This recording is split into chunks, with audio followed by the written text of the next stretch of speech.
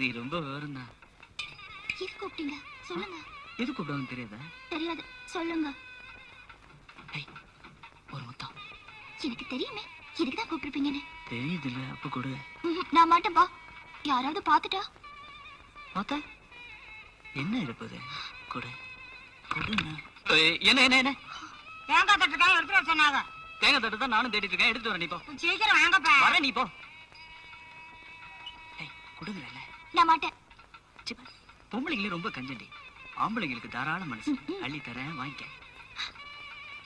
வேணாம் வேணாம், கத்திருவேன். கத்துவியா? கத்துவே?